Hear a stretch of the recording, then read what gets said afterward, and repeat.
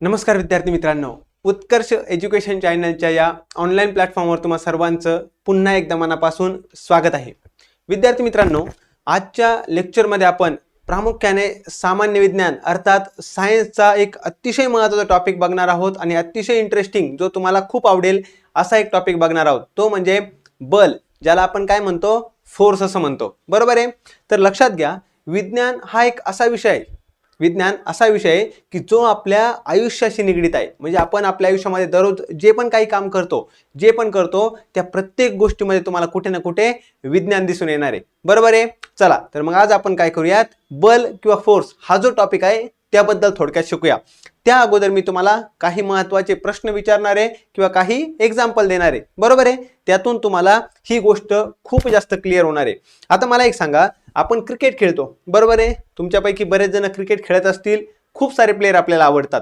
जर आपण बघितलं तर एक बॉलर असतो. बरोबर आहे. तो काय करतो, पळत येतो आणि बॉल टाकतो. बरोबर आहे. आता बॉल टाकतो म्हणजे काय, तो त्या बॉलवर फोर्स अप्लाय करत असतो, म्हणजेच बल लावत असतो. आणि जितक्या वेगाने तो बॉल टाकतो, बॅट्समन आहे आपला, त्याच्याकडे बॅट असते, तो काय करतो, जोरात बॅट घुमवतो, फिरवतो. बरोबर आहे की नाही.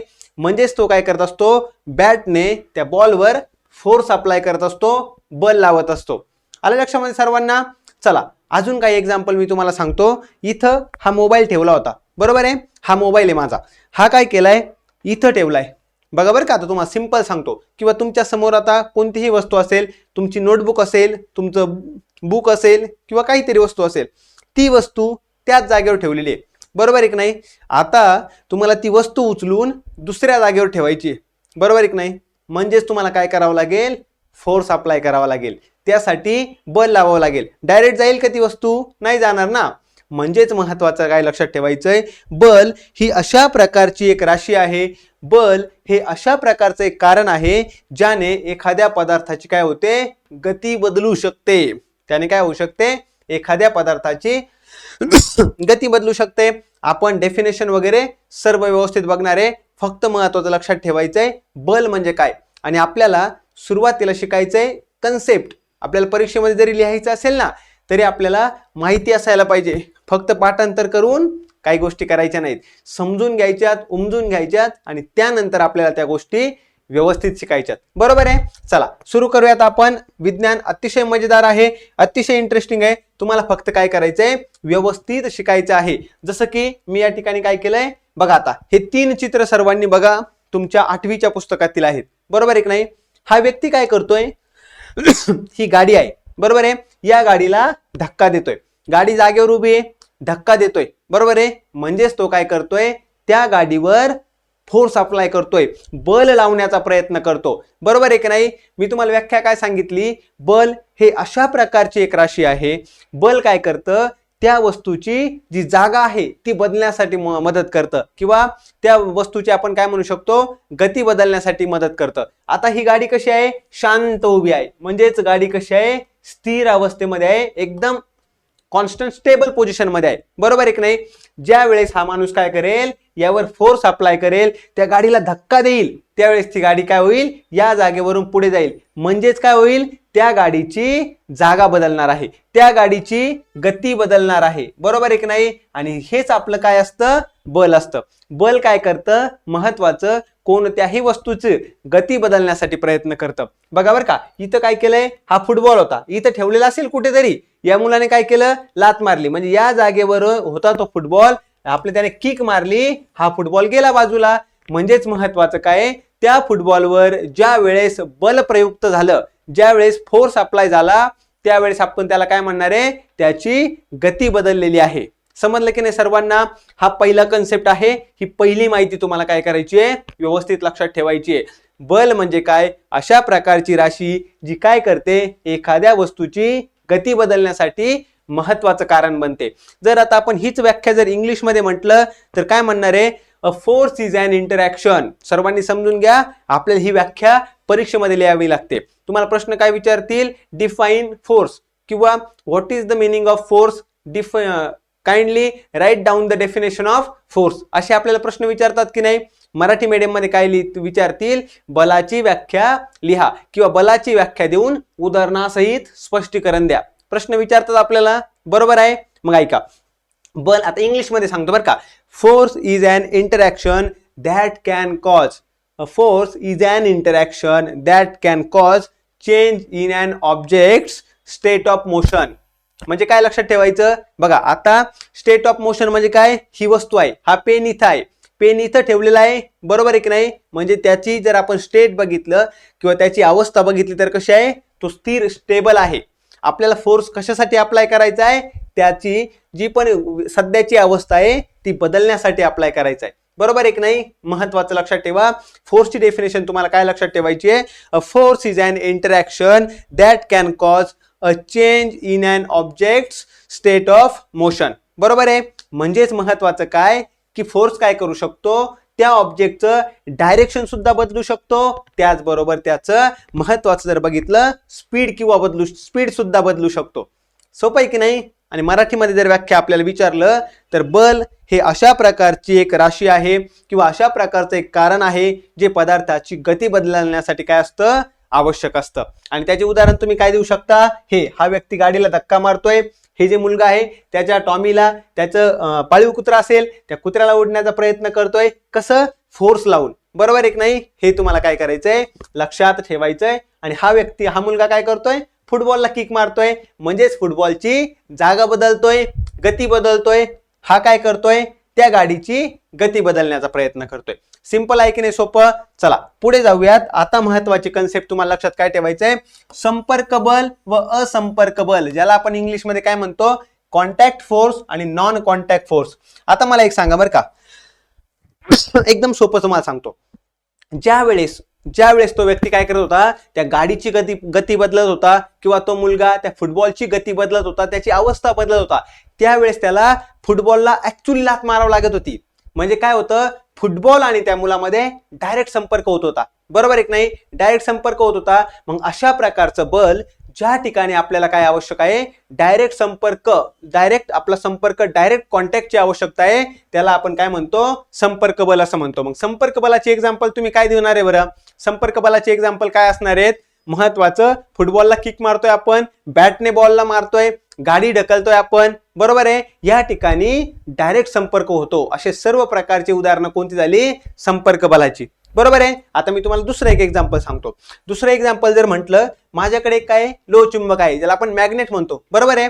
मॅग्नेट तुम्ही खेळला असेल, आपण सर्वजण खेळतो. आता हे जर मॅग्नेट इथं असेल माझ्याकडे आणि मी जर लोखंडाची वस्तू त्याच्या जितकं जवळ नेली ते काय करणार, त्याला खेचून घेणार, बरोबर आहे की नाही. चुंबक सर्व खेळलायत तुम्ही, मॅग्नेट ज्याला आपण म्हणतो सर्वजण खेळलायत, बरोबर. ते जर आपण मॅग्नेट इथं ठेवलं आणि त्याच्या जवळ जर आपण एखादी लोखंडाची वस्तू नेली, ती त्याला काय करतंय, ओढून घेतंय. झालं ना. आपल्याला हेच तर हवं होतं. आपल्याला हवं काय की ज्या वेळेस एखाद्या वस्तूची जागा बदलेल, त्या वस्तूची गती बदलेल, त्या वस्तूची डायरेक्शन बदलेल, त्यालाच आपण फोर्स असं म्हणतो, बरोबर आहे. मग या चुंबकाने काय केलं, त्या लोखंडाच्या वस्तूची जागा बदलली. मग हे बल असू शकतं का, 100% बल आहे. पण यांच्यामध्ये डायरेक्ट तुम्हाला संपर्क झाल्यासारखा दिसतो का, डायरेक्ट कॉन्टॅक्ट झाल्यासारखा दिसतो का, नाही दिसत आहे ना, बरोबर आहे. म्हणून याला आपण काय म्हणणार, असंपर्क बल. तुम्हाला प्रश्न काय विचारतील, चला खालीलपैकी संपर्क बलाची उदाहरणं कोणती आहेत ते सांगा, खालीलपैकी असंपर्क बलाची उदाहरणं कोणती आहेत ते सांगा. आलं लक्षामध्ये, किंवा तुम्हाला देतील, kindly find out the which of the following are examples of contact force, which are the following are examples of काय आपलं नॉन कॉन्ट्रॅक्ट फोर्स, बरोबर आहे. असा प्रश्न विचारतील की नाही, बरोबर आहे. म्हणजे संपर्क बल ज्याला आपण कॉन्टॅक्ट फोर्स असं म्हणणार आहे, त्यामध्ये महत्वाची गोष्ट लक्षात काय ठेवायची आहे, त्या वस्तूंचा डायरेक्ट संपर्क झालेला असतो, त्यांच्यामध्ये संपर्क असतो. आणि नॉन कॉन्टॅक्ट फोर्स मध्ये आपण काय म्हणणार की त्यांच्यामध्ये संपर्क झालेला असतो का, नाही. बघा इथे दिसतंय तुम्हाला, हे आपलं मॅग्नेट आहे, ज्याला आपण काय म्हणतो, चुंबक असं म्हणतो. हे महत्वाचं लक्षात ठेवायचं. हे चुंबक आहे, त्याच्या शेजारी जर आपण असे खिळे नेले लोखंडाचे, ते काय करतात, डायरेक्ट त्याला चिकटतात, त्यात आपला कोणताच संपर्क नाही झाला. परंतु हे कोणत्या प्रकारचं एक्झाम्पल आहे, आपलं असंपर्क बलाचं आहे. त्यानंतर मला सांगा, हे तुम्ही बघितलं असेल, आता नारळ आहे, झाडावरून डायरेक्ट खाली पडतं का बरं, कारण की त्या ठिकाणी कोणत्या प्रकारचं बल आहे, गुरुत्वाकर्षण बल. आपण न्यूटनची गोष्ट ऐकली ना सर्वांनी, न्यूटन बसला होता झाडाखाली आणि अचानक काय पडलं, त्याच्या डोक्यावर सफरचंद पडलं, बरोबर आहे. मग त्याला वाटलं सफरचंद खालीच का पडलं, सफरचंद खालीच का पडलं, डायरेक्ट वरती का नाही गेलं, इकडे का नाही पडलं, तिकडे का नाही पडलं? बरोबर आहे, कारण की त्या ठिकाणी कोणतं बल होतं? गुरुत्वाकर्षण बल. बरोबर आहे की नाही? पृथ्वीचं गुरुत्वाकर्षण बल हे सुद्धा आपल्याला शिकायचं आहे. पण गुरुत्वाकर्षण बल हे कशाचं एक्झाम्पल आहे? नॉन कॉन्टॅक्ट फोर्स, असंपर्क बलाचं उदाहरण आहे. बरोबर आहे. तुम्ही काय करा बरं का, तुम्ही हा प्रयोग केला असेल, नाहीतर करून बघा. कागदाचे काय करायचे? बारीक बारीक तुकडे करायचे. कागदाचे बारीक बारीक तुकडे करायचे आणि आपल्या केसातून काय करायचं? कंगवा फिरवायचा. 2-3 वेळेस कंगवा फिरवा आणि ते तुकडे इथे ठेवायचे बरं का. आणि कंगवा इथे न्यायचा. हळूच ते तुकडे काय होतात? त्या कंगव्याकडे आकर्षित होतात.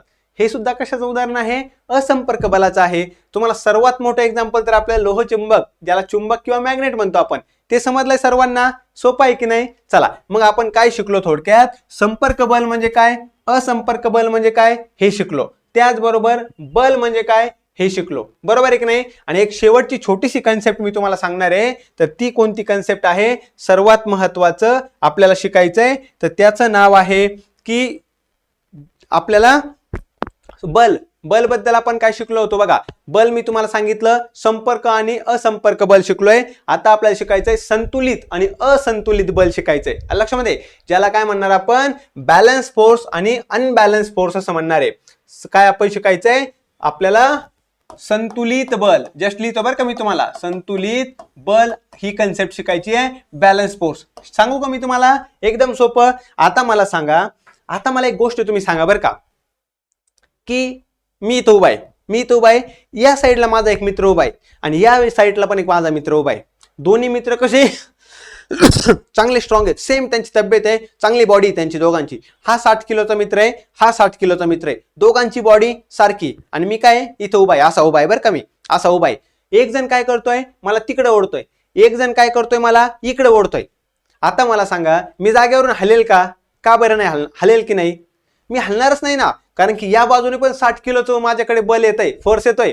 या बाजूने पण 60 किलोचा फोर्स येतोय. मी कसं काय हलेल जागेवर? हलणार नाही. म्हणजे ज्या वेळेस येणारा फोर्स कसा असतो? सारख्याच प्रमाणामध्ये असतो, इक्वल असतो. त्याला आपण काय म्हणणार आहे? संतुलित बल म्हणणार आहे. मी हलणारच नाही ना जागेवरून. ज्यावेळेस माझ्यावर 60 किलो कसं काय जाईल बरं? मी दोघांनी सेम जर मला हे केलं, मी जागेवरच राहील.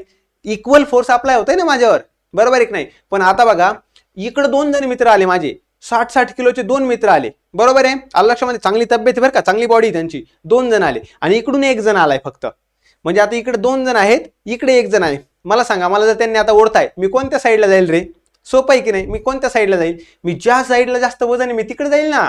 काय होईल? ज्या बाजूला जास्त वजन आहे मी त्या बाजूला जाईल. कारण की माझ्यावर एका बाजूने जास्त फोर्स अप्लाय होतोय, दुसऱ्या बाजूचा फोर्स कसा होतोय? कमी पडतोय. मग महत्वाचं लक्षात काय ठेवायचं, की असंतुलित बल कशाला म्हणतात? ज्या वेळेस अशा प्रकारचा फोर्स हा इक्वल नसतो, एक समान फोर्स नसतो, त्याला असंतुलित बल असं म्हणतात. बरोबर आहे? आणि हेच आपल्यासाठी महत्वाचं आहे. जर एखाद्या वस्तूची आपल्याला काय करायचंय? जागा बदलायची. बरोबर आहे? जसं आता हा मोबाईल आहे बरं का, हा मोबाईल घेतलाय मी, आता माझाच मोबाईल आहे. मी काय करतोय? दोन्ही बाजूने ओढतोय, मीच ओढतोय, या हाताने पण या हाताने पण. मोबाईल कुठेच जात नाहीये. का बरं जात नाहीये? कारण की मी त्यावर काय करतोय? संतुलित बल अप्लाय करतोय, बॅलन्स फोर्स अप्लाय करतोय. जाणारच नाहीये. म्हणजेच महत्वाची कन्सेप्ट काय लक्षात ठेवा, ज्या वेळेस एखाद्या वस्तूची आपल्याला गती बदलायची असते, त्याची जागा बदलायची असते, त्याचा स्पीड बदलायचा असतो, त्याची डायरेक्शन बदलायची असते, कोणत्या प्रकारचा फोर्स लावावा लागेल आपल्याला? असंतुलित बल लावावं लागेल. त्याच वेळेस त्या वस्तूची काय होणार आहे? जागा बदलणार आहे. आलंय लक्षामध्ये सर्वांना? म्हणजेच आपण जे फोर्स किंवा बल ही व्याख्या बघितली होती, ती व्याख्या परत एकदा सांगतो. बल म्हणजे अशा प्रकारची राशी आहे जी एखाद्या पदार्थाची गती बदलण्यासाठी असलेलं पुरेसं आणि वास्तविक कारण असतं. खरं कारण आणि सफिशियंट कारण, ज्याला आपण म्हणणार आहोत. इंग्लिशमध्ये जर मी तुम्हाला म्हटलं परत एकदा, सांगा फोर्सची डेफिनेशन काय आहे? तर काय म्हणणार? Force is an interaction that can cause a change in an object's state of motion. म्हणजेच त्याच्या डायरेक्शन मध्ये पण बदल करू शकतो आणि त्याच्या स्पीड मध्ये पण बदल करू शकणारी अशी क्वांटिटी आहे जी काय करते? एका वस्तूची जागा चेंज करू शकते, स्पीड चेंज करू शकते, डायरेक्शन चेंज करू शकते. सिंपल आहे. त्यानंतर आपण काय बघितलं? संपर्क बल म्हणजे काय, असंपर्क बल म्हणजे काय. संपर्क बल किंवा ज्याला आपण कॉन्टॅक्ट फोर्स म्हणतो ना, त्यासाठी आपल्याला काय त्या वस्तूंचा संपर्क झाला पाहिजे. मला हा मोबाईल इकडून इकडे ठेवायचा आहे, तर मला त्या वस्तूला मोबाईलला हात लावावा लागेल. मी असं म्हणेल का चला मोबाईल उचलून इकडे येऊन जा बरं, येऊ शकत नाही तो, बरोबर आहे की नाही. मला काय करावं लागेल, त्याच्याशी संपर्क करावा लागेल, असा उचलून मला मोबाईल इकडे ठेवावा लागेल. ते काय झालं, संपर्क बल. परंतु माझ्या हातात एक मॅग्नेट आहे, दुसऱ्या हातामध्ये काय माझ्या खिळे आहेत, थोडेसे छोटे छोटे खिळे आहेत. मी जसं जसं मॅग्नेट जवळ नेईन खिळे आपोआप येतील. मला खिळे उचलून मॅग्नेटवर ठेवावे लागतील का, नाही. याला आपण काय म्हणणार, असंपर्क बल असं म्हणणार आहे, बरोबर आहे की नाही. आलं लक्षामध्ये. आता दुसरा कन्सेप्ट काय बघितला आपण बघितला संतुलित बल आणि असंतुलित बल, बॅलन्स फोर्स आणि नॉन बॅलन्स फोर्स ज्याला आपण म्हणू शकतो, बरं का.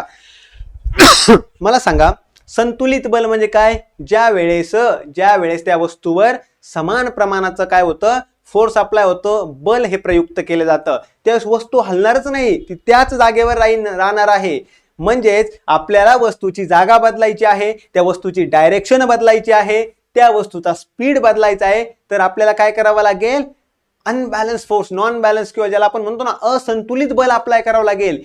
तेच बल काय येणार आहे, कामाला येणार आहे. त्याच बलाने काय होऊ शकतं, वस्तूची जागा बदलू शकते. म्हणून आपल्याला परीक्षेला विचारतील डिफाईन आपलं बॅलन्स फोर्स, असा प्रश्न विचारतील की संतुलित बल आणि असंतुलित बलाची व्याख्या सांगा, संपर्क बल आणि असंपर्क बलाची व्याख्या सांगा, त्याचबरोबर त्याचे उदाहरण द्या. उदाहरण आपल्याला देता येतील का, 100% देता येतील, बरोबर आहे. उदाहरण कोणतं देणार तुम्ही, संतुलित आणि असंतुलित मध्ये रस्सी खेच खेळलाय तुम्ही, आपल्या शाळेमध्ये खेळतो ना आपण, रस्सी घेतो, एक दोरी असते, 3 जण या साईडला असतात, 3 जण या साईडला, आणि ते काय करतायत, रस्सी ओढण्याचा प्रयत्न करतात. ज्या बाजूने जास्त फोर्स ती बाजू जिंकते, बरोबर आहे की नाही. महत्वाचं हे काय करायचंय, लक्षात ठेवायचं आहे. समजलं. तर आजच्या लेक्चरमध्ये आपण थोडक्यात बघितलं बल म्हणजे काय आणि त्याचे काही प्रकार. आपल्याला भरपूर सारं शिकायचं आहे, परंतु आजच्या लेक्चरमध्ये आपण इथेच थांबणार आहोत. लवकरात लवकर बल या टॉपिक बद्दल अजून महत्वाची छान माहिती घेऊन मी तुमच्या समोर येणार आहे.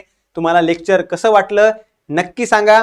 आवडलं असेल तरी सुद्धा सांगायचं आहे. आणि महत्वाचं ज्या कन्सेप्ट मी सांगतो त्या समजून घेण्याचा प्रयत्न करायचा आहे. विज्ञान हा असा विषय आहे, आपण रट्टा मारायचा नाहीये, फक्त पाठांतर करायचं नाही, ज्याला आपण काय म्हणतो पोपटपंची करायची नाहीये. एकदा शिकायचंय, समजून घ्यायचंय, तुम्ही आरामात विज्ञान एकदम सोपं वाटणार आहे, तुम्हाला एकदम छान वाटणार आहे आणि तुम्ही सुद्धा काही प्रयोग करू शकणार आहेत. कळालं.